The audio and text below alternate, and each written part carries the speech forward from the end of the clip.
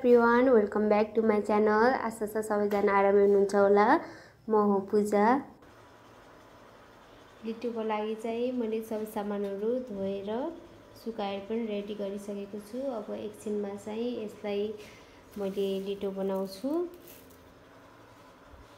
सबै चिजहरू रेडी भइसकेको छ। एकछिन यतिकै फिजारेर राखिदिन्छु। यो लिटोको सामानहरू चाहिँ मैले यतिकै एकछिन चाहिँ फिजारेर राखिदिन्छु। एकछिन चाहिँ सेर्लेक पनि बनाउनु पर्ने छ मलाई। त्यही भएर एकछिन चाहिँ म सेर्लेकको सामान लिनको लागि नजिकैको मार्टमा जाँदैछौँ हामी, म, छोरी अनि मेरो हस्बेन्ड भएर। यहाँ मेरो प्रिसा छोरी पनि रेडी भएर बसिन्छन्। अब एकछिनमा बाहिर जाने भनेर खुसी भइछिन्। नि सानो छोरी जानको लागि रेडी भइसकेछिन्। अगाडि गइछिन्। बाहिर हिँड्ने भनेपछि एकदम खुसी हुन्छन्।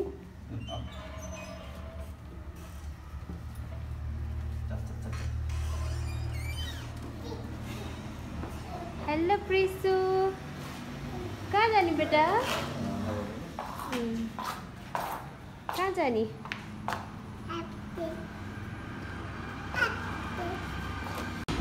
ल हिँड जाऊँ साथै।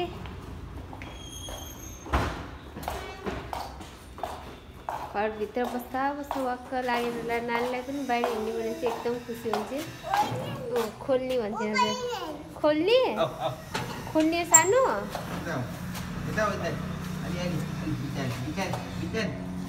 अलि पछाडि आऊ न तिमी।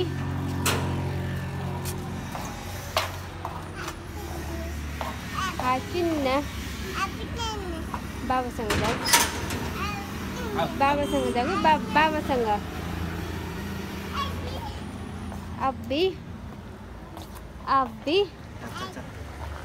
चिन्न।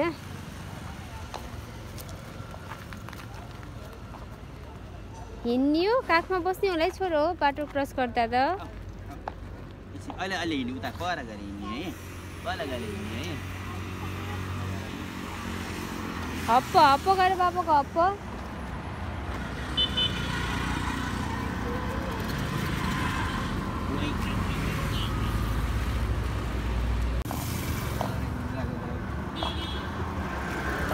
चल्लु हाई यता हाई। हिँड यता मार्टमा। यो हाम्रो घर नजिकैको मार्ट, नायक मार्ट।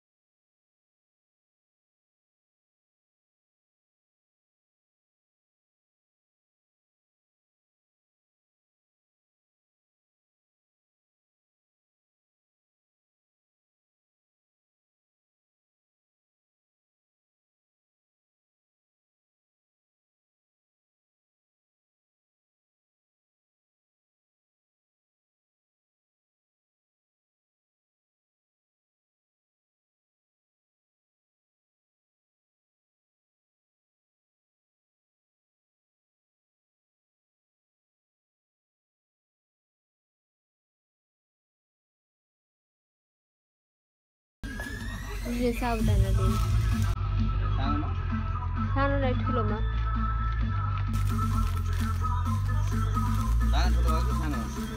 दाना ठुलो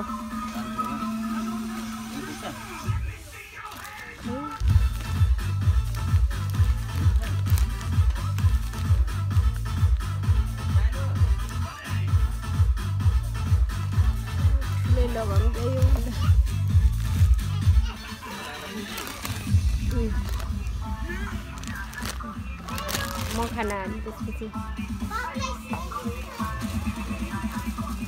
यही राख्नु यहाँ ल्याएको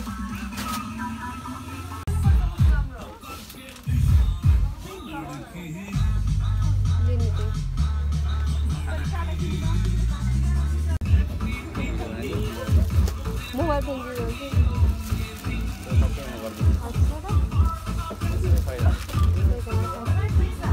सानो कहाँ हो जल्दी यता हो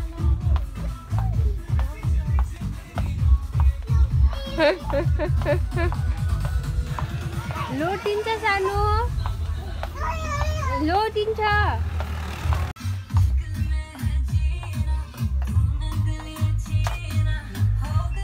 छेरी के हेरिरहेछौ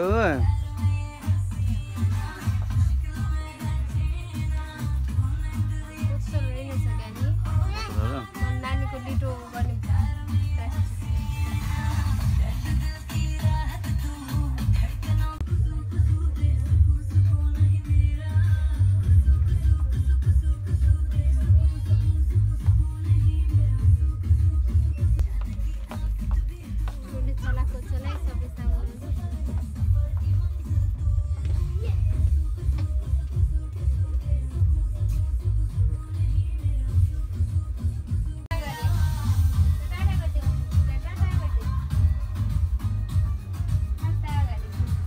गर्दैछन् छोरीले ल आऊ बेबी आइज आइज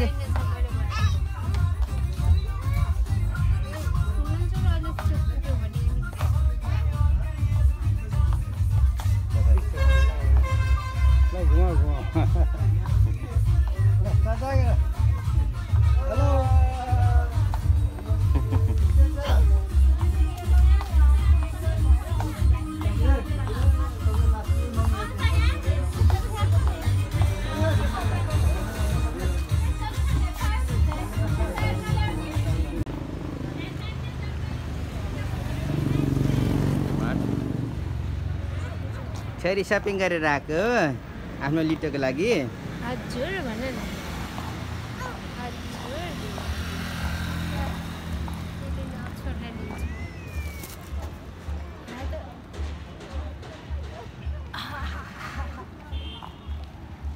छोरी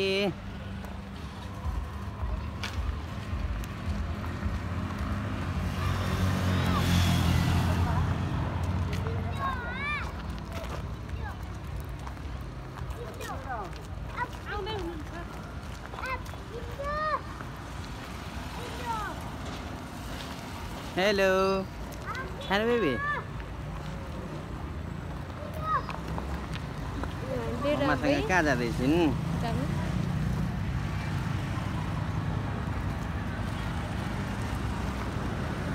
टाटा गरिदिउँ टाटा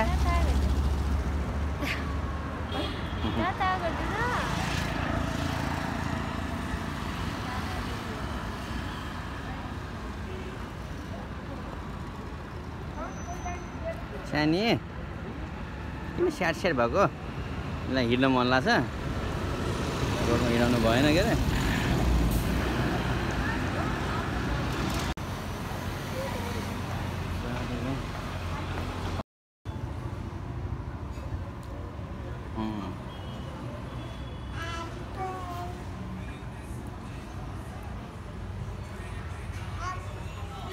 हुन्छ मिलाएर गर नि त त्यसमा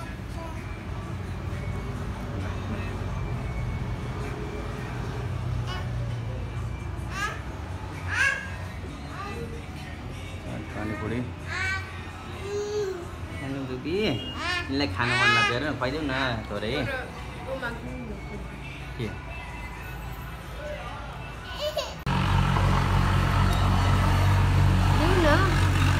लिउ न थ्याङ्क यू भन्देऊ।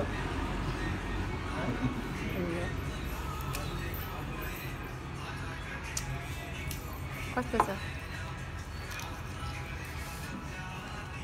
हुँदै रहेछ।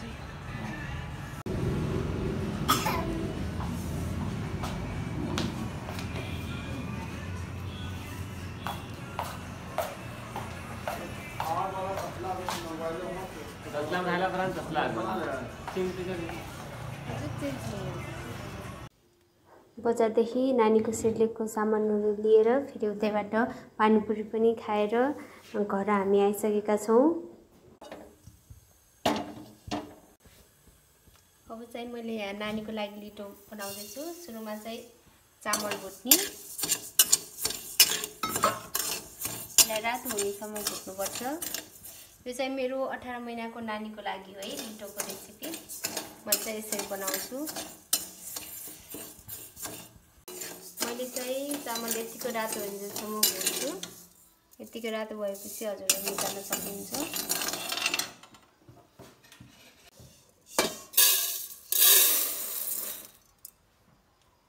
त्यसपछि चाहिँ मैले मुङ दाललाई भुट्छु। मैले चाहिँ चामलको क्वान्टिटी चाहिँ अलिक कमै राख्छु है। मुङ दाल चाहिँ अलिक धेरै छ।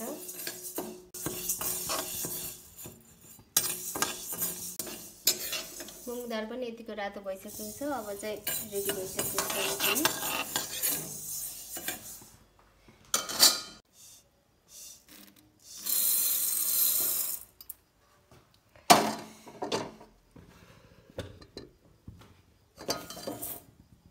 त्यसपछि यहाँ चाहिँ किनुवा चाहिँ मैले अलि धेरै नै राखिदिएको छु। यसलाई चाहिँ अलिक त्यसरी पखालेर धुनुपर्छ है। अब हल्का तितो हुने रहेछ टेस्ट।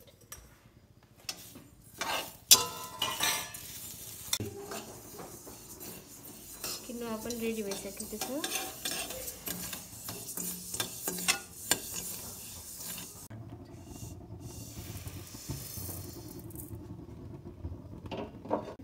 अब चाहिँ मैले गहुँलाई भुट्दैछु। मैले जौ पनि मिसाउँथेँ तर जौ चाहिँ योपालि मैले पाएन। म चाहिँ घरकै किनेर भन्दा पनि घरकै गाउँदेखि दुध ल्याएर दिन्थ्यो।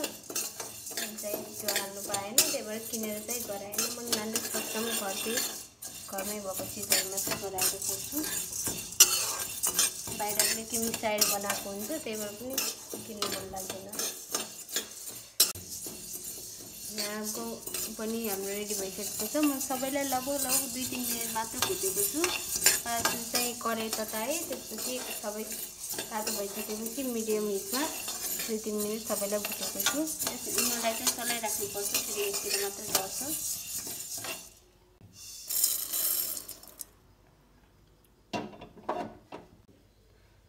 कहाँबाट पानी चुह्यो? अब चाहिँ म चनालाई भुट्न जाँदैछु। यो चना चाहिँ हिजो बेलुकी नै मैले पानीमा भिजाएर राखेको थिएँ। फेरि पचाउन गाह्रो हुन्छ नि बच्चाहरूलाई, त्यही भएर मैले चाहिँ चना चाहिँ यसरी भिजाएर फेरि घाममा सुकाएर एकछिन भुट्ने गरेको छु। मैले यसमा राजमा पनि मिसाउँथेँ। आज राजमा पनि भएन। राजमा र जौको चाहिँ कमी भयो। राजमा पनि मैले यही स्टाइलले नै गराउने थिएँ। राति नै भिजाएर अनि त्यसपछि सुकाएर एकछिन भुट्ने। यहाँ अब हाम्रो चना पनि रेडी भइसकेको छ। लगभग भुटेपछि फेरि सानो हुन्छ, तर नभिजाउँदाखेरि साह्रो हुन्छ। यो भिजाएपछि चाहिँ यो सानो भए पनि साह्रो चाहिँ हुँदैन, सहज हुन्छ। बच्चाले पकाउन पनि सजिलो हुन्छ। चना र राजमा चाहिँ हजुरहरूले गराउँदै हुनुहुन्छ भने राति भिजाएर राखेर सुकाएर फेरि यसरी भुट्नु होला। रेडी भइसकेको छ।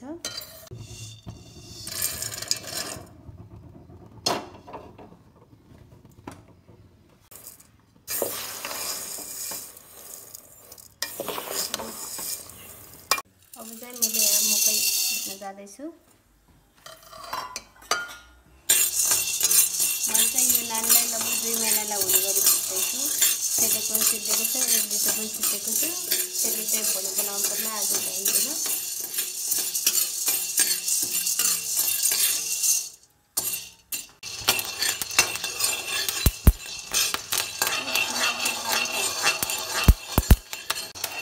लिटो बनाउनको लागि फुला नउठेको मकै राम्रो हुन्छ, तर यहाँ चाहिँ अलिअलि मेरो फुला चाहिँ उठ्यो। र हजुरले बनाउँदा चाहिँ पुरा नउठ्नु गइदिनु होला मिठो चाहिँ फर्केमा गयो अलिअलि खुला चाहिँ उठ्यो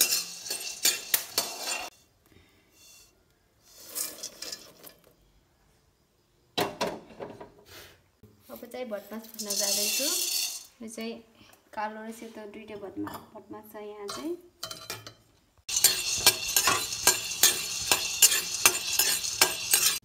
यहाँ मेरो भटमास पनि रेडी भइसकेको छ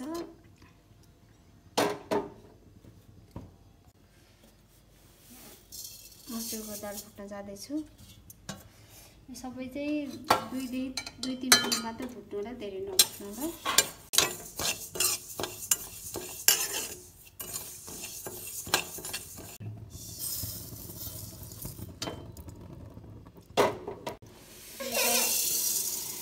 अरहरको दाल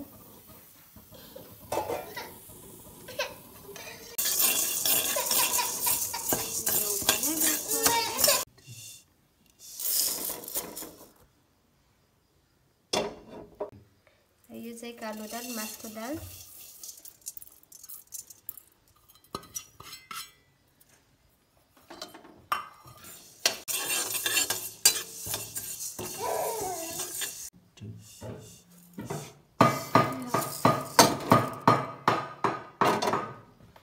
सबैलाई मैले मिक्स गर्छु यो तातो छ एकछिन सेलाउनको लागि राख्छु र एकछिन चाहिँ राख्छु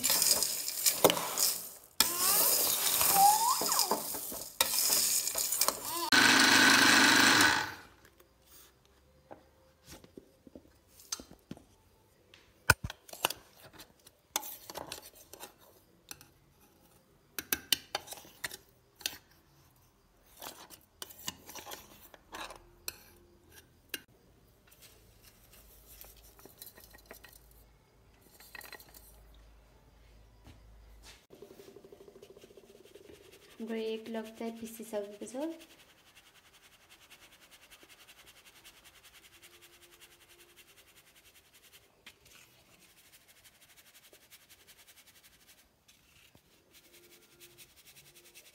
यो चाहिँ हाम्रो 2 लटको लिटो हो पिसेको अझ 2 लट पिस्नु छ मिक्सर अलि तातो भएर अहिले चाहिँ रोकेको छु पिस्नको लागि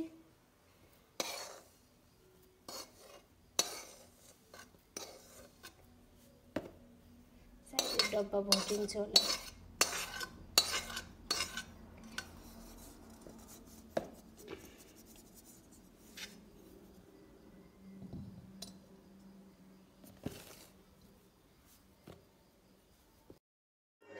यहाँ चाहिँ मैले लिटो पनि पिसेर सकिसकेको छु यो लिटो लगभग नानीलाई 2 महिनाको लागि हुन्छ त्यसपछि अरु बेला चाहिँ मैले सिसाको डब्बामा राख्थे तर अहिले चाहिँ लक एन्ड लकको डब्बामा राखेछु मैले लिटो बनाउने तरिका चाहिँ यसरी नै हो हजुरहरूले कसरी बनाउनुहुन्छ कमेन्ट गरिदिनु होला भिडियो कस्तो लाग्यो आफ्नो प्रतिक्रिया दिनु होला कमेन्ट सेक्सनमा अब चाहिँ भिडियोलाई यही एन्ड गर्छु see you in next blog bye by